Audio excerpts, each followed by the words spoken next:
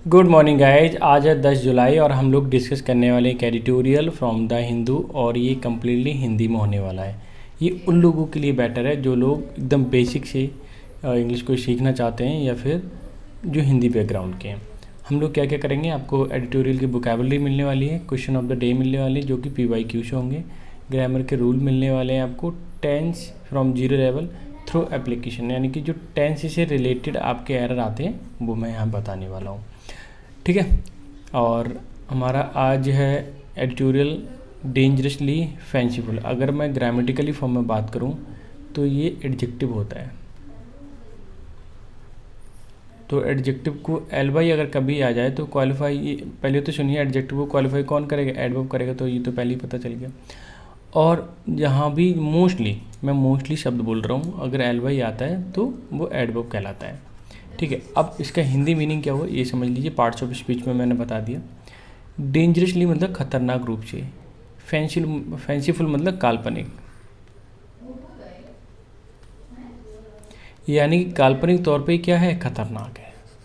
कौन सा, यानी कि जो हमारे विचार है उस तौर पे देखें तो खतरनाक है। किस चीज़ की बात चल रही है, पहले सब टाइटल पढ़ लेते हैं फिर मैं बताता हूँ। Gujarat high court has made defamation sound like a horrific crime, कि गुजरात हाई कोर्ट ने ये तय कर दिया है कि जो डिफेमेशन है, मान हानि है, ठीक है, उस पर अगर कुछ बोलते हो तो लाइक अ हॉरिफिक क्राइम, वो कैसा हो जाएगा, हॉरिफिक क्राइम की तरह कंसीडर किया जाएगा। राहुल गांधी को जब उन्होंने मोदी चोर हैं ये शब्द बोल दिया था तो उन पे केस लगा था, उनका जो सदस्यता थी MP की वो भी चली गई थी और 2 साल की सज़ा मिली थी। तो उसको क्या किया है हाई कोर्ट ने, गुजरात के हाई कोर्ट ने बरकरार रखा है। क्लियर है, समझ में आ गया होगा। अब मैं करता क्या हूँ, सबसे पहले हम इसकी वोकैब कवर कर लेते हैं, वोकैब के बाद questions of the day cover कर लेते हैं। ठीक है, फिर उसके बाद हम एडिटोरियल पढ़ेंगे। ठीक है, ढंग से पढ़ना है आपको, और वीडियो अच्छी लग रही है तो लाइक करते चलना है।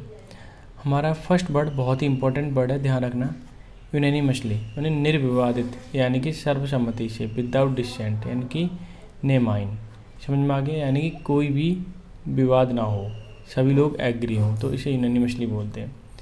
टर्पिट्यूड का मतलब होता है नीचता, भ्रष्टता, डिप्राइविटी जिसको हम बोलते हैं, बहुत इंपॉर्टेंट वर्ड है। ठीक है, इस तरह के वर्ड पूछे जाते हैं। एंडोर्स भी बहुत इंपॉर्टेंट है, बिकॉज ऑफ कई बार आया हुआ है। इसका मतलब होता है समर्थित, बैक यानी सपोर्ट करना या फिर सपोर्ट। पुश आउट का मतलब बढ़ाना होता है, मतलब धकेलना आगे के लिए। ठीक है, बर्खास्त करने होता है, इसको ऑफ ट्रीवुड बोल सकती हो, थ्रस्ट आउट भी बोल सकते हो, मतलब बाहर की ओर धकेलना। ठीक है, तो ये थी वोकैब, 4 वोकैब थी लेकिन बहुत इंपॉर्टेंट वोकैब थी। ठीक है, ऐसी वोकैब को आप PDF तो मिल जाएगी टेलीग्राम चैनल पे, ठीक है, वहाँ जाके ले लीजिए। और देखो आज थोड़ा पॉलिटिकल है इसलिए इजी है लैंग्वेज, लेकिन समझने में भी आसान है, और वोकैब थोड़ी कम है। ठीक है, लेकिन आपको चीज़ें बहुत सारी समझ में आएंगी। दूसरा है, अब हम चलते हैं क्वेश्चन ऑफ द डे पर। टेलीग्राम चैनल से वोकैब की PDF ले लेना और इसके क्वेश्चन को खुद से सॉल्व भी करके दिखा करो एक बार। क्वेश्चन क्या कहता है, select the most appropriate option to fill in the blanks, हमें ब्लैंक जो दे रखा है उसे फिल करना है। सी स्मैश्ड, स्मैश्ड का मतलब होता है कुचल देना, पीस देना एक तरीके से। ठीक है, a glass with a metal wedge, metal wedge के द्वारा गिलास को पीस दे गया, इसके टुकड़े टुकड़े कर दिए गए। ठीक है, बहुत छोटे छोटे पार्ट। अब यहाँ पे मेरे पास 4 ऑप्शन है, पेन, पॉन, पेन, पायन। ठीक है, अब इसमें से कौन सा आएगा, देखिए मैं सबकी पहले हिंदी लिख देता हूँ। देखिए ये जो पेन होता है इसको बोलते हैं खिड़की का शीशा।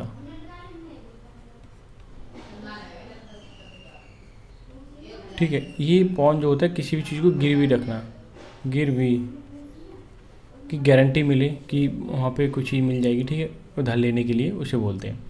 पेन का मतलब दर्द होता है, ये तो पता ही है आपका। पाइन का मतलब ये चेस होता है ना, चेस में सबसे लोअर रैंक होता है। ठीक है, लोअर रैंक वाले को पायन बोलते हैं, ऐसा भी बोल सकते हैं आप। क्लियर है, लोअर रैंक वाले को। अब यहाँ पे बात आई है कि सी स्मैश, उसने तोड़ दिया ऑफ ग्लास, गिलास और द मेटल वेजल, बेज। ठीक है, ये लिखा हुआ है। तो अब जैसे पहले तो ये समझ लीजिए एक और वर्ड आ सकता है बेज। ठीक है, इसका मीनिंग क्या होता है फिर आपको समझ में आ जाएगा। बर्तन वगैरह होते ना, और कलश वगैरह कुछ भी बोल सकते हो, बेज वगैरह, तो उसको हम बोल सकते हैं कलश। ठीक है, ला रह गया, मैं दोबारा लिख रहा हूँ। ठीक है, तो ये हो गया। तो जाहिर सी बात है मुझे यहाँ क्लियरली मालूम पड़ रहा है या महसूस हो रहा है कि पेन ही यानी खिड़की का शीशा ही उसने तोड़ा है मेटल वेज से, यानी ठीक है वस्तु से। क्लियर है ना। अच्छा, अब नेक्स्ट क्वेश्चन पे चलते हैं। ये तो समझ में आ गया होगा। लिखा हुआ है कि part of the following the sentence have been given as an option, option के रूप में दिए गए हैं। One of the them many contain an error, may contain मतलब उनके पास एक एरर है। Select the part that contain the error, वो वाला पार्ट सेलेक्ट करना है जिसमें कोई एरर है। गिव इन द ऑप्शन, जो ऑप्शन दिए गए हैं। If you don't find any error mark no error, अगर कुछ भी नहीं है तो नो एरर फाइंड कीजिए, लिख दीजिए, मतलब टिक कर दीजिए उस पर, ठीक है। यानी एरर का क्वेश्चन है। अब देखिए तो क्वेश्चन क्या कहता है, द गूंज fled after kill a boy in the street. यानी गूंज का मतलब होता है जो मूर्ख व्यक्ति होते हैं, पागलपन या फिर बेवकूफ़, कुछ भी बोल सकते हैं आप। फ्लैट मतलब भाग गए, आफ्टर मतलब करने, आफ्टर मतलब बाद में, किल अ बॉय एक लड़के को मारने के बाद गली में वो भाग गए, यही कहना चाह रहे हैं ना। इसमें पूछा है एरर कौन से पार्ट में है, आपको लग रहा है बहुत आसानी से। इसमें दो वर्क हो रहे हैं, एक तो फ्लैट यानी भागने का काम हो रहा है, दूसरा एक काम हो रहा है किल करने का। और इसमें कौन सा काम पहले हुआ है, किल करने वाला हुआ है। तो किल को नहीं हमें ऐसे लिखना चाहिए हैड किल्ड, क्योंकि मैं दोबारा लिखता हूँ हैड किल्ड। अच्छा, क्यों लिखना चाहिए, वो इसलिए क्योंकि यहाँ पे फ्लैट पास्ट इंडेफिनिट है तो ये पास्ट परफेक्ट में हो गया, और ये काम पहला हुआ तो जाहिर सी बात है पास्ट परफेक्ट में रखना पड़ेगा। तो एरर कौन से पार्ट में आपके बताइए, आप आसानी से बता सकते हो फर्स्ट पार्ट में है, ठीक है। इनका कोई रोल नहीं है, जो एरर था आपके फर्स्ट पार्ट में। क्लियर हो गया। अच्छा, दूसरा देखिए, ठीक है। दूसरा क्वेश्चन क्या है हमारा, मैं थोड़ा ऊपर कर देता हूँ। सेलेक्ट द मोस्ट, उन्होंने बोला है कि select the most appropriate antonyms. ध्यान देना, एक ब्लूम शब्द ढूंढना है आउटस्टैंडिंग का। किसका, आउटस्टैंडिंग। और आउटस्टैंडिंग का मतलब था बेहतरीन, ठीक है, और अच्छा, कुछ भी बोल सकते हो आप, ठीक है। यानी गुड, बेटर, कुछ भी बोल सकते हो। अब इसमें एंटोनिम ढूंढना है तो जाहिर सी बात है उसका मतलब बुरा होना चाहिए, यानी ये तो हो गया ऑर्डिनरी। और ऑप्शन देख लेते हैं, रिमार्केबल मतलब अच्छे के लिए आता है, ठीक। किसी पे टिप्पणी करते हैं ना तो वो चीज़ होती है। और एस्टाउंडिंग का मतलब होता है बीविल्डर, यानी कि चौंक जाना, ठीक है। और क्या बोल सकते हैं चौंक जाने के लिए, और बोला जा सकता है आपका एक किसी को प्रभाव कर देना बहुत ही नए ढंग से, बिल्कुल चौंकाने वाली बात है, यानी बीविल्डर ही एप्रोप्रिएट है। मैं लिख देता हूँ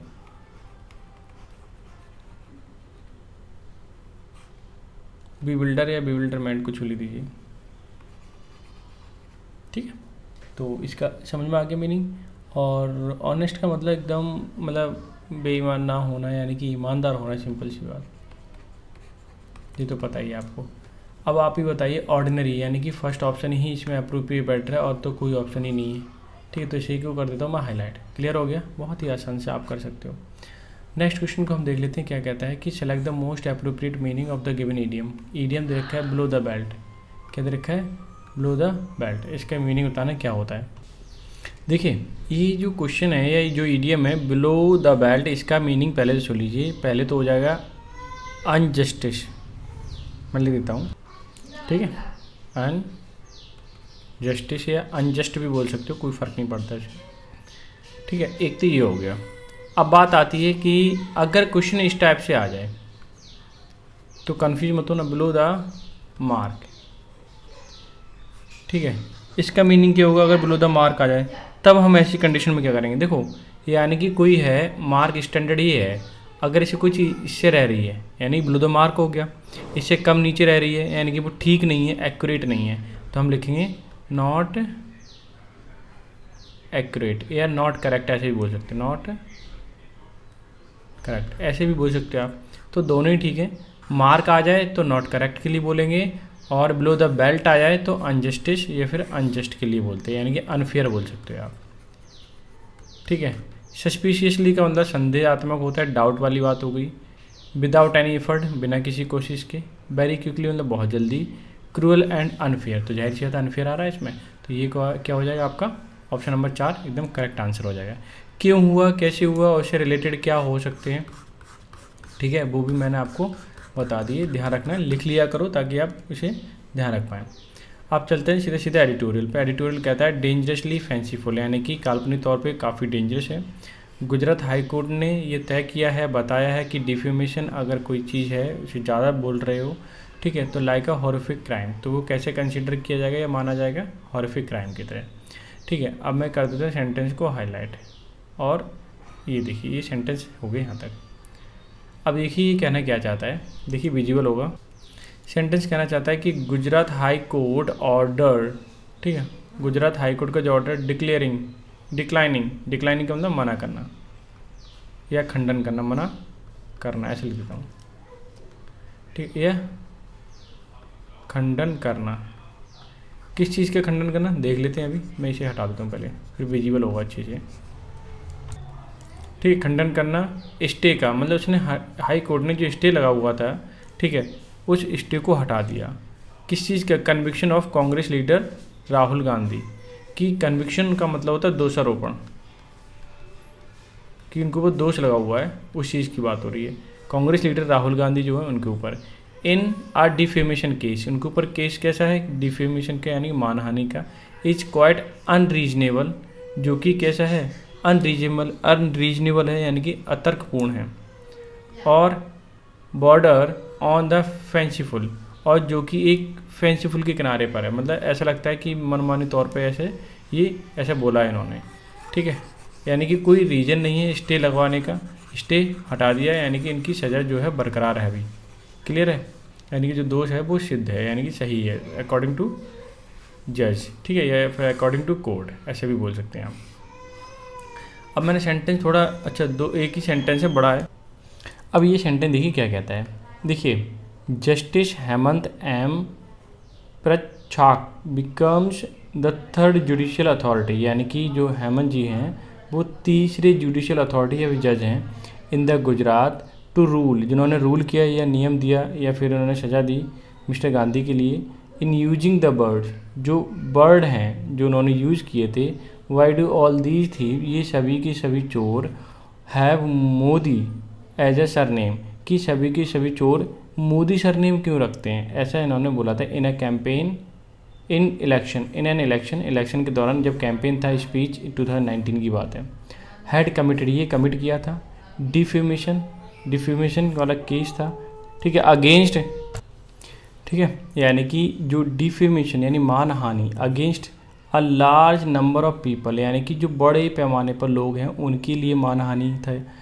and it was a serious offence, इसलिए ये क्या है? एक सीरियस क्राइम है। यानी कि मोदी ने वो गांधी जी ने ये बोला था, राहुल गांधी जी ने, कि सबके सब ये जितने भी लोग हैं ये चोर, उनके नाम के आगे मोदी क्यों है, सरनेम मोदी क्यों है, ठीक है, और ये गुजरात में बहुत बड़े पैमाने पर लोग हैं, ठीक है, मोदी नाम से, और तो इन्होंने क्या कर दिया है? एक केस लगा दिया इनके ऊपर, ठीक है, समझ में आ गया? अब तो क्लियर हो गया होगा। चलो मैं इसको यहाँ तक ले लेता हूँ। अब आगे क्या कहना चाह रहा है? The purported seriousness of the offence has been cited to justify a award of 2 year jail term the maximum punishment for defamation. कि परपोर्टेड का मतलब होता है बनाना, ठीक है, मानना, सीरियसनेस या फिर मानना भी बोल सकते हो। सीरियसनेस मतलब एक गंभीर, ठीक है, ऑफेंस, इसको कैसे माना? गंभीर ऑफेंस माना। हैज़ बीन साइटेड इसलिए दोहराया गया या बताया गया। जस्टिफाई करता है एकदम। अवॉर्ड मतलब देना किसी चीज़ को, ठीक है, ऑफ 2 year जेल, यानी कि जब जेल किसी को दी जाती है, ये सेंटेंस लिखा जाता है या फिर ये सज़ा सुनाई जाती है, तो सेंटेंस भी अवॉर्ड भी दोनों ही वर्ड यहाँ पे यूज होते हैं, ध्यान रखना। अगर कभी भी क्लोज टेस्ट आए तो ये दोनों आप वर्ड यूज करोगे, ठीक है। द मैक्सिमम पनिशमेंट, ये एक मैक्सिमम यानी ज़्यादा से ज़्यादा पनिशमेंट है डिफेमेशन केस के लिए, यानी डिफेमेशन जब भी केस लगता है तो 2 साल की सज़ा होना ये मैक्सिमम है, ठीक है, इससे ज़्यादा नहीं हो सकती। क्लियर हो गया? तो राहुल गांधी को क्या हो गया? 2 साल की सज़ा हो गई, ठीक है, मानहानि के केस में। अब मैं क्या करता हूँ, अगले सेंटेंस को हाईलाइट कर देता हूँ, ठीक है। अच्छा, और वीडियो अगर अच्छी लग रही हो ना तो ज़रूर लाइक कर देना, और जिससे कि मैं, अब देखिए ये सेंटेंस देखिए आप क्या कहता है। वाइल मतलब जबकि, रिमार्क जो टिप्पणी है, is unlikely to have trouble मतलब उस तरह से ज़्यादा संभावना नहीं है कि ट्रबल पहुँचाए, परेशान करने का कारण बने, एनी रेपुटेशनल, जो एक सम्मानीय व्यक्ति है और उसे हार्म पहुंचाए, यानी कि रेपुटेशनल हार्म पहुंचे या सम्मान के प्रति हार्म पहुंचे, नुकसान हो, ठीक है। टू एनी रीजनेबल पर्सन, कोई भी अगर कोई व्यक्ति है और उसे बहुत ज़्यादा नुकसान पहुंचे, इस तरह का कोई रिमार्क नहीं था। द ट्रायल मजिस्ट्रेट, लेकिन ट्रायल मजिस्ट्रेट जो था आज सिविल कोर्ट हियरिंग, जब सिविल कोर्ट में हियरिंग में मतलब सुनवाई जब हो रही थी, एन अपील अगेंस्ट कन्विक्शन, कि दोषारोपण जो था तब उसके खिलाफ सुनवाई की जा रही थी कोर्ट में। एंड नाउ, अब हाई कोर्ट, यानी कि पहले की बात करें सिविल कोर्ट की और हाई कोर्ट की, हैव यूनानिमसली, अगर मैं बात करूं सिविल कोर्ट एक ये सब्जेक्ट हो गया और हाई कोर्ट ये सब्जेक्ट हो गया, ठीक है। हैव तो दोनों सब्जेक्ट दो मिलकर प्लूरल बन गया, इसलिए हैव लगा दिया। यूनानिमसली का मतलब सर्वसम्मति से, यानी दोनों ही।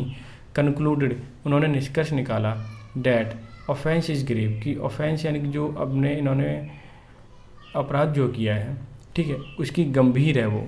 अमाउंटिंग टू मोरल टर्पिट्यूड, अगर अमाउंटिंग का मतलब बड़ी मात्रा में, टू मोरल टर्पिट्यूड यानी मोरल तौर पे देखा जाए तो वो क्या है, काफ़ी खतरनाक है, ठीक है, यानी अधम वाला है, नीचता वाला है, ठीक है, ख़राब है। तो ऐसा कोर्ट ने, सिविल कोर्ट ने प्लस हाई कोर्ट ने गुजरात के ऐसा माना, इसलिए क्या होंगे, अगर सज़ा तो बरकरार रहेगी। देखिए क्या कहता है, the high court has agreed, मैं आपको बता दूँ ग्रामेटिकल तौर पर बात करें कि जो भी कॉन्स्टिट्यूशनल बॉडी होती है उसके आगे द लगते हैं। The high court agreed, agree हुए, ठीक है, has agreed with the first appellate court, जो पहली बार सुनवाई हुई थी ना, एप्लेट का मतलब जो पुनर्विचार के लिए होता है, कोर्ट जो सुनवाई हो रही थी, that mister Gandhi does not deserve नहीं करते benefit of stay of conviction, कि जो दोषारोपण के प्रति जो स्टे लगा दिया गया था, गांधी जी उसको क्या नहीं करते, डिजर्व नहीं करते, उसका फ़ायदा नहीं ले सकते।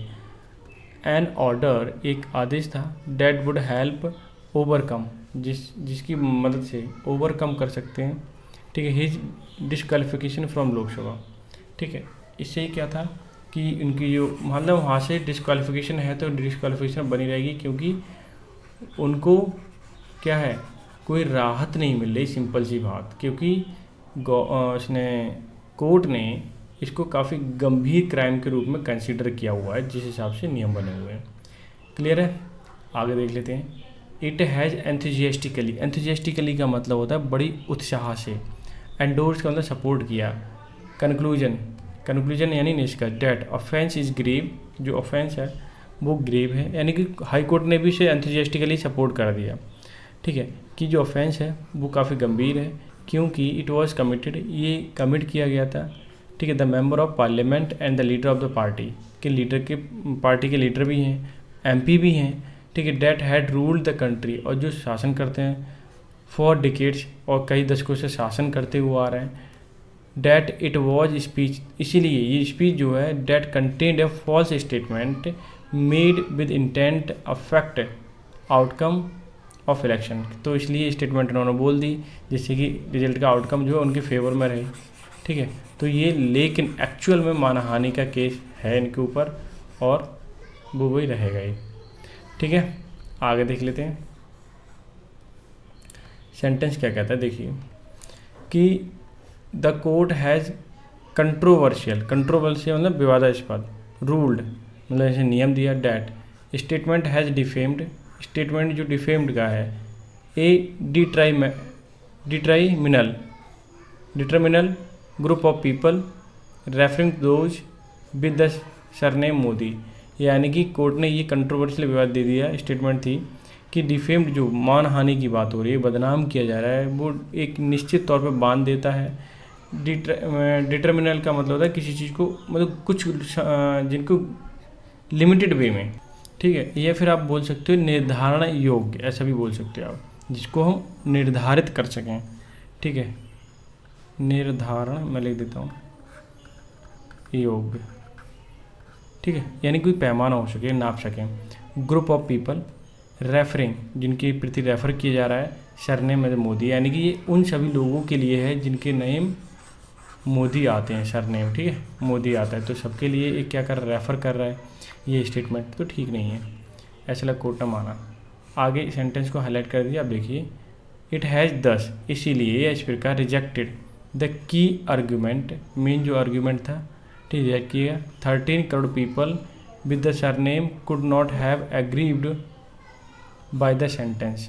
ठीक है, ये कह रहे हैं जो इन्होंने गांधी जी ने बोला, राहुल गांधी ने, तो इससे 13 करोड़ लोग हैं, इनके नाम के आगे सरनेम वो सरनेम क्या लगता है, मोदी लगता है, तो ये क्या इससे क्या हो जाएंगे, हताश होंगे नहीं होंगे, ठीक है, दुखी हो जाएंगे। इसलिए भी ये गंभीर क्राइम है एक तरीके का, ठीक है, क्योंकि 13 करोड़ लोग हैं और इनके नाम के आगे सरनेम है मोदी, तो ये सब क्या हो जाएंगे, असंतुष्ट हो जाएंगे, परेशान हो जाएंगे। ठीक है, अग्रीव का मतलब परेशान होना, ठीक है, ये परेशान हो जाएंगे। इसलिए ये क्या है, एक गंभीर आरोप है। तो 13 करोड़ लोग बहुत होते हैं, तो कहने का मतलब है कोर्ट हो या कोई नियम हो वो लोगों पे चलता है, ध्यान रखना, लोगों के लिए होता है। How the court conclude that large number of people were aggrieved is not clear. लेकिन कोर्ट ने ये नहीं बताया या निष्कर्ष नहीं कैसे निकाला, ये समझ में नहीं आया, ठीक है, कि इतने सारे लोग कैसे परेशान होंगे, ये क्लियर नहीं है, ठीक है, is not clear when no one except complainant has claimed harm to reputation. ठीक है, नो वन कोई भी व्यक्ति नहीं, एक्सेप्ट कंप्लेंटेंट का मतलब शिकायत करता है या, ठीक है, has claimed harm the reputation, वो एक ही व्यक्ति है, उसने बोला कि भाई हमें क्या हो रहा है, ये हमारे मान हानि पर पहुंच गए हैं, ठीक है, मान की हानि कर रहे हैं, जो हमारा स्टैंडर्ड है, जो हमारी इज्जत है, उस पर दाव लगा रहे हैं, ठीक है, कि हम चोर हैं। इसलिए इन्होंने क्या किया, केस कर दिया। लेकिन एक बात समझ नहीं आई कि एक व्यक्ति को छोड़ के जिसने केस किया है, उसके अलावा बाकी सब लोग तो कुछ कह नहीं रहे हैं, है ना, तो बाकी नहीं कह रहे हैं तो उनको तो हार्म है नहीं, तो इस बात का तर्क दिया नहीं कोर्ट ने और सज़ा सुना दी या सपोर्ट कर दिया उसके लिए, ये बात समझ नहीं आई, ये कहना चाह रहा है। It is disconcerting that court after court has endorsed punishment tailored specially to disqualify a member of parliament. कह रहे हैं कि डिसकंसर्टिंग का मतलब है परेशान करने वाली बात है। क्या होता है, परेशान करने वाली बात, तो ये परेशान करने वाली बात है। डैट कोर्ट आफ्टर कोर्ट मतलब कोर्ट के बाद कोर्ट हैज़ एंडोर्स्ड सपोर्ट किया अ पनिशमेंट, जो पनिशमेंट पहले दे दी गई उसी को ही, ठीक है, स्पेशली डिस्क्वालीफाई करना मेंबर ऑफ पार्लियामेंट, यानी कि एमपी की जो सदस्यता है उसको डिस्क्वालीफाई करना, ये सब ने कोर्ट बाई कोर्ट सब ने सपोर्ट किया। क्लियर है, तो बड़ी अजीब सी बात है, किसी ने भी वो नहीं किया सपोर्ट, ऐसा कहना चाह रहा है जो एडिटोरियल है। आगे देखिए, high court has also ignore कर दिया द आर्गूमेंट के लिए that a legislator can not be push out of the house bar from electoral contest for an offence that was neither serious nor involve moral turpitude. देखिए, मैं इसे explain करता हूँ, ध्यान से समझने की कोशिश करना आप, कि मैं एक काम करता हूँ, इसे करता हूँ ड्रॉप और हाईलाइट करके चलता हूँ, फिर आपको समझ में आ जाएगा। ये देखिए कि the high court has also ignored, high court ने भी क्या इग्नोर कर दिया, नज़रअंदाज कर दिया द आर्गूमेंट यानी कि तर्क को, डैट लेजिस्लेटर मतलब जो विधानसभा वाले एमएलए बोल सकते हो, एमपी बोल, दोनों के लिए बोल सकते हैं। Legislator can not be push out, उसे बाहर नहीं निकाला जा सकता, ठीक है, बर्खास्त नहीं किया जा सकता। And bar from election contest यानी कि उसे रोका नहीं जा सकता इलेक्शन लड़ने से, फॉर एन ऑफेंस, ठीक है, किसी अपराध के लिए, डैट वॉज नीदर सीरियस, जो सीरियस भी नहीं है, नॉर इन्वॉल्व, ठीक है, नॉर इन्वॉल्व मोरल टर्पिट्यूड, और जिसमें कोई भी ऐसी भी बात नहीं है जो बहुत ही गंभीर हो, सीरियस वाली बात हो, नीचता वाली बात हो, जो मोरल ड्यूटी को ख़राब कर रही है, ऐसा भी कुछ भी नहीं है। तो ऐसे अगर ऐसा कुछ है तो उसको नहीं रोकना चाहिए इलेक्शन से, ठीक है। इस तर्क को क्या किया कोर्ट ने, एकदम इग्नोर कर दिया। इंस्टीड मतलब के बावजूद, it has made a fanciful claim, ये एक फैंसीफुल काल्पनिक क्लेम है, that law's object is to maintain purity in politics and cited pendency of other cases against mister Gandhi to decline stay the conviction. ठीक है, अब ये क्या कहना चाह रहे हैं, अब देखिए यहाँ से देख लीजिए सेंटेंस क्या कहना चाहता है कि के बदले, इंस्टीड का मतलब है के बदले, it has made a fanciful claim, ये फैंसीफुल क्लेम है, ठीक है, काल्पनिक कह सकते हो। लॉज ऑब्जेक्ट, लॉ का ऑब्जेक्ट क्या है, ठीक है, इज टू मेंटेन, कि मेंटेन करना है, प्योरिटी मतलब शुद्धता, इन पॉलिटिक्स मतलब पॉलिटिक्स में भी शुद्धता हो, उसमें ऐसा नहीं है उल्टा सीधा बोला जा रहा है, ये नहीं होना चाहिए। एंड साइटेड और दोहराना, बताना, पेंडेंसी मतलब जो अभी लंबित हैं, and other cases against mister Gandhi, जो राहुल गांधी के खिलाफ और भी केस जो पेंडिंग में पड़े हुए हैं, टू डिक्लाइन। ठीक है, डिक्लाइन का मतलब मना करना, टू स्टे द कन्विक्शन। ठीक है, कि उनके प्रति जो कन्विक्शन लगा हुआ है, ठीक है, और जो केस पेंडिंग में पड़े हुए हैं, इसीलिए वो क्या है, अभी जब तक क्लियर नहीं हो रहा केस तब तक वो पेंडिंग में पड़े हुए हैं, पेंडिंग पड़े हुए हैं तब तक उनको बहाली नहीं हो रही। ठीक है, यानी कि वो डिक्लाइन कर दिया गया स्टे के लिए, स्टे नहीं ले सकते। ठीक है, और आगे सेंटेंस ये रहा, ये क्या कहना चाह रहा है देखिए, इट हैज़ इवन रेफर्ड, ये रेफर्ड किया जाता है by a complaint by BD Savarkar grandson, जो उनके ग्रांडसन है, against mister Gandhi, as though political remark could add another layer of gravity to the offence, कि इन्होंने कंप्लेंट जो थे BD सावरकर के जो ग्रांडसन है अगेंस्ट गांधी जी, ठीक है, उन्होंने रेफ़र करते हुए बोला कि एज दो पॉलिटिकल रिमार्क, कि पॉलिटिकल तौर पे अगर कोई टिप्पणी की जाती है, कुड ऐड, वो ऐड कर सकता है एक और layer gravity of the offence, यानी कि ऑफेंस की गंभीरता को और भी ज़्यादा बढ़ा देता है। ठीक है, क्लियर। आगे देखिए, मैं इस सेंटेंस को फुली ले लेता हूँ। ये क्या कहना चाह रहा है, द एक्सटेंट मतलब बढ़ना किसी चीज़, to which judicially order can go to make a defamation case sound like a horrific crime against society a large is quite astounding, कि जो अभी हाई कोर्ट का, सिविल कोर्ट के सबके जजमेंट आए हैं, ये डिफेमेशन केस को बताया जा रहा है कि sound like a horrific crime, ये हॉरिफिक क्राइम की तरह है। कब, जब अगेंस्ट सोसाइटी हो, ठीक है, सोसाइटी के खिलाफ बोला जा रहा हो, लार्ज बड़े पैमाने पर, ये क्वाइट एस्टाउंडिंग जो बहुत ही अचंभा कर देता है। ठीक है, यानी कि अगर किसी को उल्टा सीधा बोला जा रहा है, डिफेमेशन के केस लग रहा है, फिर और पूरी सोसाइटी के लिए बोला है, पूरे समाज के लिए बोला जा रहा है, तो ये जो क्राइम है ना काफ़ी गंभीर है। ठीक है, तो ये था आज का एडिटोरियल। आई होप आपने एंजॉय किया होगा। आप ठीक है, कुछ ही दिनों बाद क्या होगा, आपको डेली के बेसिस पे एडिटोरियल मिलेगा। ठीक है, बुकैब मिलेगी और प्रीवियस ईयर के क्वेश्चन भी मिलेंगे, बहुत सारी मिलेंगी चीज़ें। ठीक है, तो मिलते हैं नेक्स्ट सेशन में, तब तक के लिए bye bye, take care, have a good day.